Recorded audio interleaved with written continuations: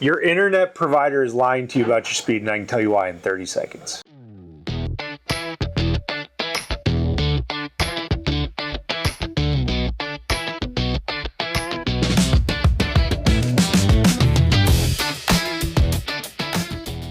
Welcome to Behind the Network. My name is Anthony Miller. I'm owner-operator here at TREPIC Networks. My name is Alec Miller, and I'm the operations manager here at TREPIC Networks. You saw from our opening that we're going to talk about something that's pretty important. It's about your ISP lying to you about the speeds that they provide, and we're going to break that down and just kind of have a little chat about it. So what we're talking about here is the up to. It's always in the small text. People miss it. You might see a big ad that says 1 gig. We'll see if Eldred can attach some photos here and show you some examples. But you'll see the big ad that says 1 gigabit internet service and tiny little text right under it that shows up to. So let's kind of talk about what that means. Yeah, so typically they put that on their marketing stuff. It's mainly to say that they're going to provide you up to that speed. It doesn't mean you get that speed all the time, 24/7, 365. It just means during the time that you have the internet service, it'll be up to that speed. That could be 1 o'clock in the morning, that could be 5 o'clock in the afternoon, it could be 9 o'clock at peak time when you actually want to use the internet. Well, and it also could mean that they've got all the technology installed. Yes. That you can get up to 1 gig. You're not limited to anything below a gig. You're limited at a gig. That doesn't mean that they haven't oversubscribed. Something's not bad in their network where they can't actually get you that gig. Right, and the deprioritization, they could deprioritize you if you don't read the fine print. They could slow you down at other times. But yes, usually the up to means that the equipment can handle that, or your speed plan, rate plan is set to that speed. Right. But it doesn't mean that's actually what you're going to get during those times. Right. Sometimes, and people see it when their stuff buffers. They'll be watching the game at 6 o'clock, 8 o'clock at night, or whenever the game matters to them. And they don't get it, they go run a speed test, and it's not what they're paying for. Right. So they're on a gig, and they run a speed test, they're getting 200 meg. Well, obviously, you're not getting what you actually signed up for. You're getting up to that, and at that time, you're not getting that speed. Right. They don't guarantee a minimum. No, there's no minimums. service level guarantees or anything. There's no minimums. It could be a meg, it could be 5 meg, it could be 100 meg. Yeah, and it's something we watch super closely here because we don't have any of that up to stuff on any of our advertising. So we pay a lot of attention to our oversubscription and making sure that people can get the speeds that they pay for. Right. We openly tell our customers speed test at the times when you need it most. If it's at 6 o'clock at night, we do the speed test during the day when the installers are there, and we show them the speed test when we leave the house to show that they get the speed. But if they ever call with any issues, we're like, hey, did you run a speed test at the time when you were having issues? And mostly we're just trying to identify is something on their network, their local network, causing that problem? Or is it something on our end? You know what I mean? Do we have something, a bottleneck of some nature? Because we try to make sure every one of our customers gets the speed they're paying for all the time, 24/7, 365. Right. Yeah, so. Absolutely. And we do those tests when we're on site. We want to make sure that we leave with it being delivered. And another thing, just not to branch off too far about what we're talking about, but we run into the issue a lot of times where people are speed testing on their wireless device. Yes. Like where we deliver fiber, we deliver them a gig, and they're wirelessly testing their speeds on a device that can't do more than 200 meg over Wi-Fi. Right. There's a lot of device issues that can show some discrepancies there and whatnot. Or maybe you're on the wrong network. I know we had somebody this week that they went to do a speed test and they're like, I'm not getting my speeds, and come to find out they're on the 2.4 gig network, which can do far less speeds than the 5 gig network. And so our guy in the office, Michael, he just said, hey, can you switch over to this network? They switched over to that network, and they got the speed they were paying for. Yeah, I don't want to get too far into that because then we're going to get into the whole chipsets of the routers and what's limited device based problems. On. Yeah, but there's that is a real thing where they do those up to speeds. Yes. And they're not promising a minimum, and they're not promising the maximum. Right. They're just saying we're delivering it up to. So I feel like that was a good topic we touched on. Okay, let's move on to kind of explaining the different ways that ISPs bring you internet. So on here I've got cell providers like Verizon, T-Mobile, AT&T Home Internet. We've got Starlink, we've got fiber, and then we've got fixed wireless. Let's just kind of go one by one and chat about them, starting with the cell providers. You know, how are they doing it? So the cell providers are basically taking a router device that acts just like your cell phone. You put a little box in your house. It's got a SIM card in it. It's got a SIM card in it, just like your cell phone. Sometimes they have integrated SIM cards. But it connects to the cell tower, and you're sharing data with all the people who are using the cell phones in your area. Right. So sometimes what people notice is if you're in an area where there's a bunch of people that live, or like a shopping mall area, the internet's really slow on your phone. That's because there's so many people connecting to those towers.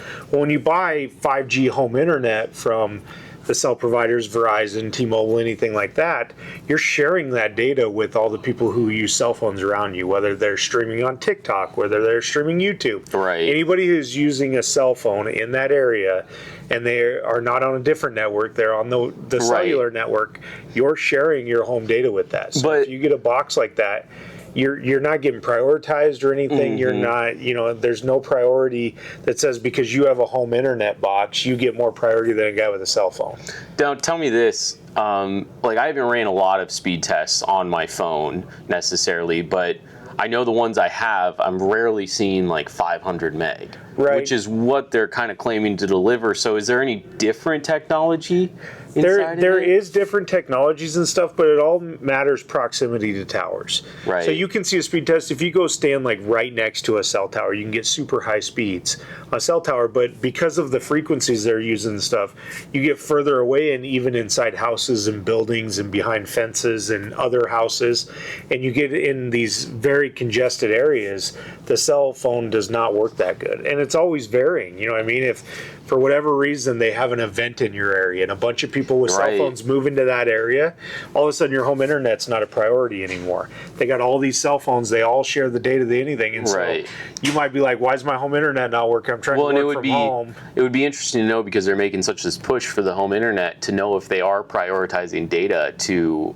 the home boxes versus phones, which is something they might be doing. They might be, but you just got to read the fine print, because in most of the fine print it says they're not, you're deprioritized or whatever. You know what I mean? And so in most of the 5G home internet, because that's like a second, their primary thing is cell phones in people's hands. Yes. The secondary is a home internet service now that they're offering to people. Yep. And before they didn't do unlimited data, now they're doing unlimited data, but it's deprioritized unlimited data. So meaning if you're a heavy user, a heavy home user, they're going to flag you and be like, hey, we need to deprioritize you during times when you need it most. Yep. So 5G home internet works for some people, but it's not a great thing. We see a lot of customers that switch to that, and it doesn't work very good from working from home. It doesn't work if you need consistency.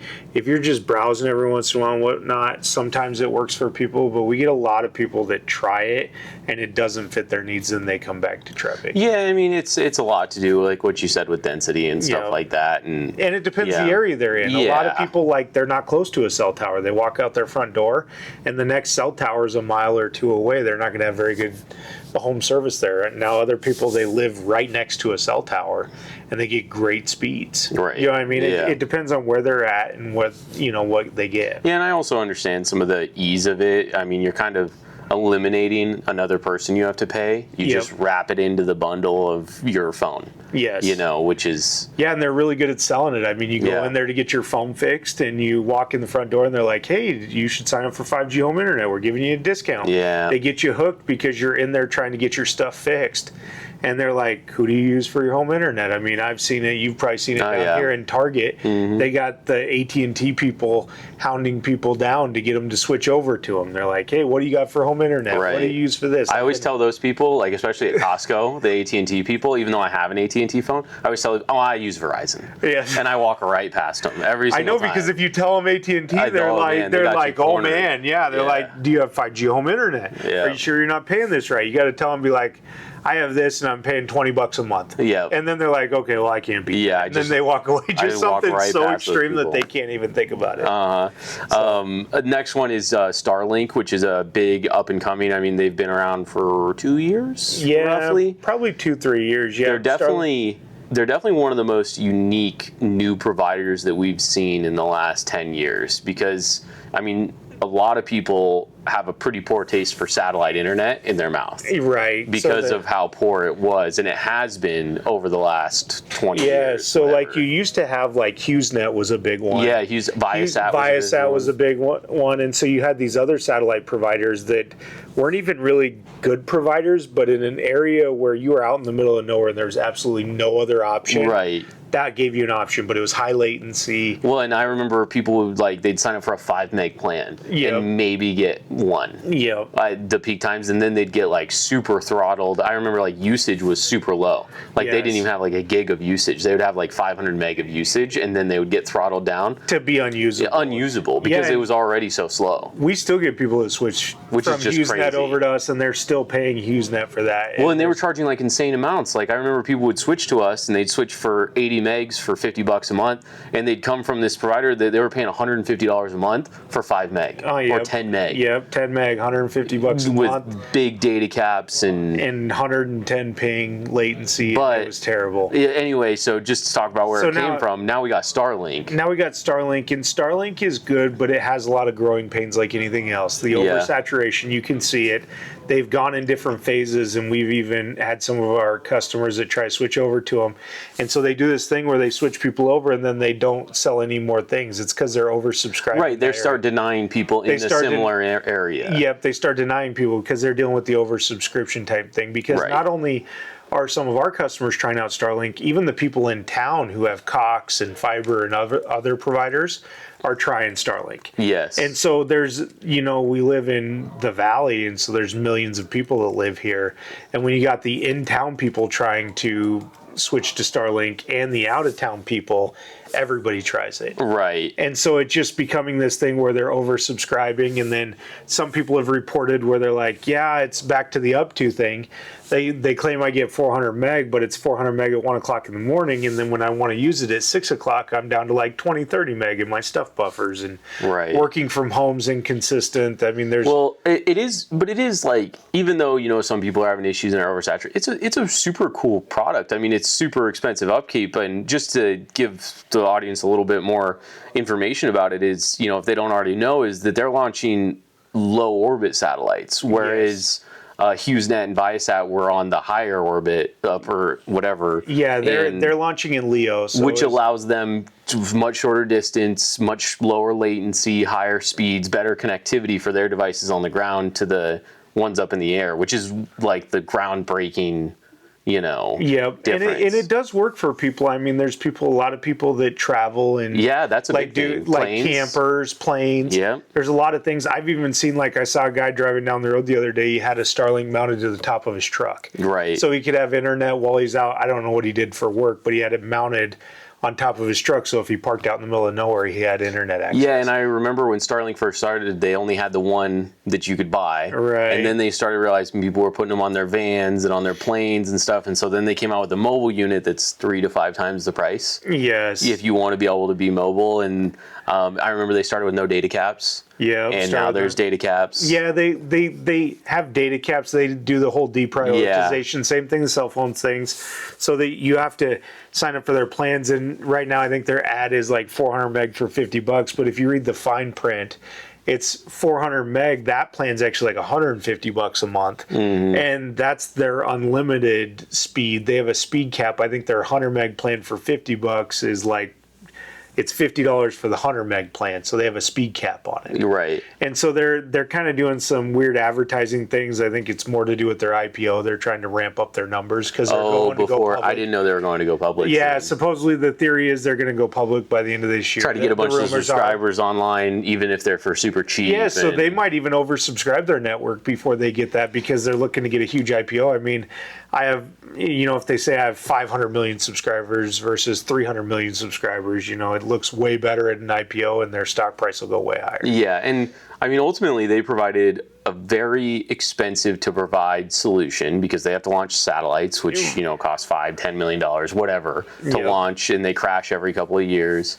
But they solved an issue for parts of the world where no one else was going to solve it. Right. Nobody's running fiber out there to the guy that lives 20 miles outside of town. And that guy still needs internet. He still needs internet. Yep. And even for like wireless people like us, like some of that stuff's not even worth it. If we're going out there to pick up like 1 or 2 houses, it's not even worth it for us. You know, we try to get like 30 to 50 houses. We try to do the clusters of that. But you get out there in the middle of nowhere, and that guy's like the first guy in 10 miles. Yeah. He's never getting fiber. He's not getting wireless. And his only option is the original satellite. The original satellite. Right. And there's a lot of people like that. They have cabins up in the hills and they go camping and stuff. So Starlink does have its place in today's world. Yeah. It's just, you know, that guy in the middle of nowhere that lives that far might not be able to sign up because you got the fanboys in town signing up for Starlink. Oversubscribing. They're oversubscribing the area because they just want to try Starlink because it's the new shiny object center. Yeah, and there's some other, you know, downsides like having to install it yourself. Yeah, self-install. I think they do have some contractors that'll install it. Yes. But you have to install it yourself. If you have any issues, there's definitely no getting someone on the phone. Yeah, I saw one posted on a group on Facebook the other day where the contract installer actually installed it under the eave. Oh. And so it's a satellite dish, so it was installed under the eave and it couldn't even see the thing, and the guy's like, is this how it's supposed to be? Right, yeah. And so you kind of get some of that going on because, you know, they're installing satellites and they're just contract installers, so it's not always the... Or the option is to install yourself, and not a lot of people are capable of doing that, so they end up throwing it on the ground, running the cable through a window. Yep, and then somebody steps on it, drives over. And then you try to call them, and like, there's no one to call. Right, yeah. So... it's definitely, it's really cool. The whole thing is really cool. I think, like you said, it's got its place. But it'll be interesting to see what happens when they start getting, well, especially when they go public. I mean, that could change everything. Well, that could change everything, including pricing. I mean, you never know. Once you go public and stuff, you have investors to speak to and everything. Yeah. And so they could start raising their price, altering their price, doing things like that. So you just don't know what's going to happen. You know what I mean? They could be acquired by somebody else. It's just, there's a lot of factors come into play. Yeah. Okay. Well, I think we talked enough about Starlink. Right. Next is fiber, which we got into in the last 2-3 years. You know, we started our first project, we had 50 homes passed, and now 2 years later, we're at 900 homes passed on fiber. And the number one thing I think we've noticed is there's just less points of failure. Other than any other way to provide internet service, point blank, especially the way we provide it. Because we provide fiber all the way up to the home. Yep. I mean, our only active components are at our cabinet where all of our router and all of our data stuff is, and then at the house. But everything in between is just passive. It's just fiber cables, and a lot of like Cox, or I mean all the big fiber providers pretty much do a hybrid where they do fiber to a local location. They do fiber to the node is what they do. And then they do coax. Yeah. But they, if I'm not mistaken, they actually have active components at those nodes. Yeah, it's usually not fiber all the way to the house. Sometimes it's fiber to the curb. Yes. And then from the curb it goes inside. Fiber to the node, which is like at the beginning of a neighborhood.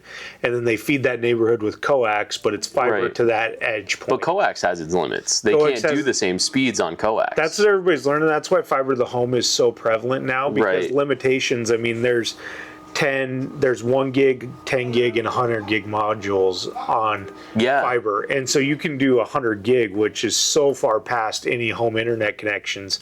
I mean, we're offering 5 gig on fiber, which is just crazy because you do that compared to even Starlink's 400 meg. I mean, it's 10 times the amount of speed. You know what I mean? Up and down with like sub 10 latency. Yeah. You know what I mean? The latency is crazy. Yeah, the latency is crazy, which is what matters to people anymore. The gamers, the work from home people, because they're doing all these live Zoom calls and everything.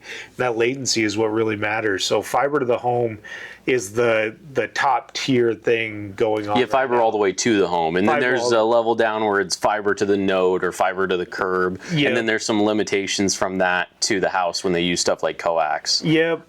The cable providers do a lot of that. They run fiber out to their things, and then they don't upgrade the other plants.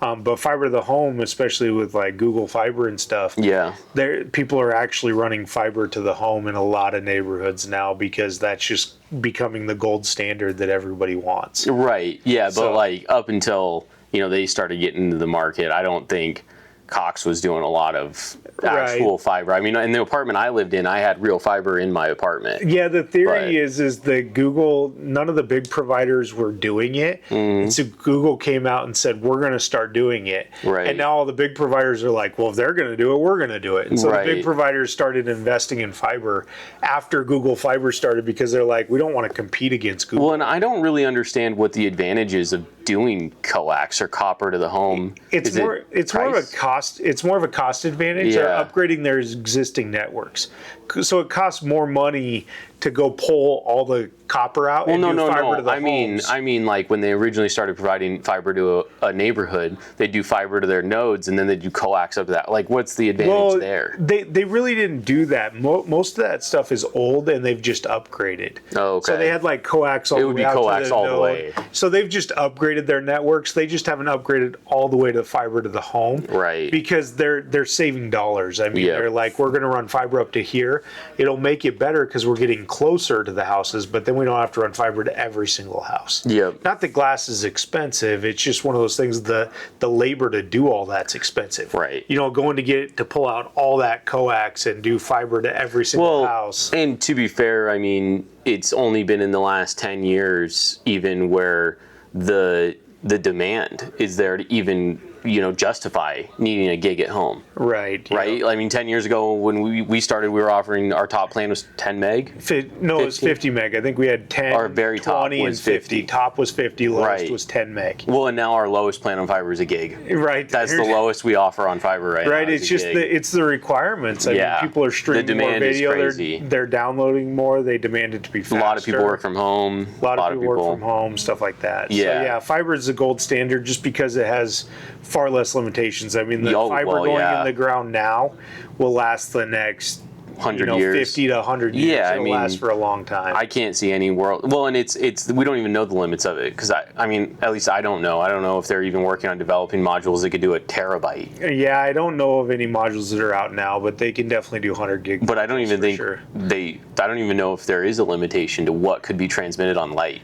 No, I don't know that there's a limitation either. Yeah. So okay, well, let's talk about the last one, which is fixed wireless, our bread and butter. Yes. What we service 95% of our customers with today. Yeah. So some of the advantages for us getting to people, and some of the advantages of the people versus competitors and stuff like that. Yeah. So we do fixed wireless, which has made far advances. Like you said, we're offering 10, 30, and 50.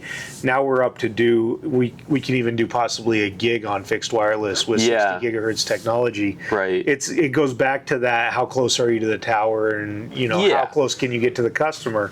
But within a mile or two. Yeah, but also, before, I just don't want to confuse anyone, it's not like a cell tower that's just randomly grabbing people. We directly point these at the tower, at a unit, connect it to a device, and we have a limit on that device at our tower. Yes. So that we don't get oversubscribed. Right. There's a limitation of number of customers you can do. Right. A limitation that we put on it to make sure we can provide the service, and it's how well that service is connected back to our core sites. So most of our core sites have fiber to them, so they're fiber-fed towers, and then we do fixed wireless from their licensed fixed wireless, which we just did a 3 gig licensed fixed wireless link, and most of ours are the 10 gig licensed fixed wireless 80 gigahertz links. Right. And so we have enough bandwidth to carry out to there, and then the last mile, with the 60 gigahertz technology, we can do up to a gig, and then we got Toronto out there that can do 400 meg to it, and we got a lot of that gear deployed. And the wireless technology just came so far. It's insane. I mean, that technology, 5-10 years ago was only able to do like 100 meg to all the clients. Right. Now we got Toronto subscribers. The head units are hitting like 700-800 meg to all the subscribers, and so it's. And we've got 10 gig up to those, and we've got 10 gig fiber at the base of our tower. 10 gig fiber at the base of our towers. 10 gig wireless feeds out to them. On the ones that are a little bit farther, we have 3 and 2 gig feeds. Yep. And so it just allows us to be more competitive in wireless, and we keep upgrading our stuff because it seems like every 5 years they come out with new technology that replaces the old technology. That goes back to the fiber world. The fiber world, the head units can be replaced, but the fiber in the ground never has to be replaced. Never has to be replaced. The wireless, we're replacing head units all the time. We do upgrades and we do And we do the units at the houses. Units at the houses and, you know, the new wireless routers, everything. You know, I think when we first started, they were like on, you know, N routers, BG and N routers, what they are. Then we went to AC routers, and now we're at AX. And I just saw our new providers, you know, doing a BE router, which is like the Wi-Fi 8 version or Wi-Fi 7 version. And so it's just, they keep advancing Wi-Fi technology every year. And every couple of years, we have to go change out people's gear and get them on the new stuff and provide them with the better quality things so we can get higher connections out to people. Well, just to, you know, one of the things that we kind of missed in this little topic here was keeping it in plain language. We kind of started, you know, and we just talk like we're just talking to each other. But just to kind of break it down, you know, in plain language. So the cell service, AT&T, T-Mobile, all those guys, they have a tower just like us with units on the towers that connect to everybody. Your phone connects to it. The router that you buy from AT&T connects to it. Same thing as fixed wireless. And then fiber is a direct connection from our electronics to the house, like a one-to-one cable, all the way through. Well, and back to what you were saying on that, not to interrupt, but back to what you were saying, the failure points, you know, I mean, with fiber, we always talk about it in the office. It's like it's either there or it's not. There's never, like in wireless, there's always like weird constraints that happen. With frequencies and stuff like that. And stuff. You can have some interference, which doesn't happen on fiber. You know, there's other things that come into play that matter. You know what I mean? Things anyway, just to break it down, so pretty much every single one of them is a main unit. Starlink, the cellular providers and fixed wireless are a main unit, and then multi-units connect back to it. That's the same with all of them. Fiber is a little bit different because usually we have almost a direct line to the customer's house. Okay, we spent a little bit too much time on all of that, but let's go ahead and just go real quick with the frequently asked questions, 5 new questions. Is fiber really worth it if I just stream and scroll? I would say yes, due to latency. Yeah. You know, I mean, if you have the option to do fiber, it's still the gold standard. Latency is what matters. And so if you have the option of fiber, even if you sign up for the lowest plan that they have to offer, you're just going to have a better experience, you're going to have a better reliability, everything like that. Okay. Why does my Wi-Fi drop in some rooms of my house?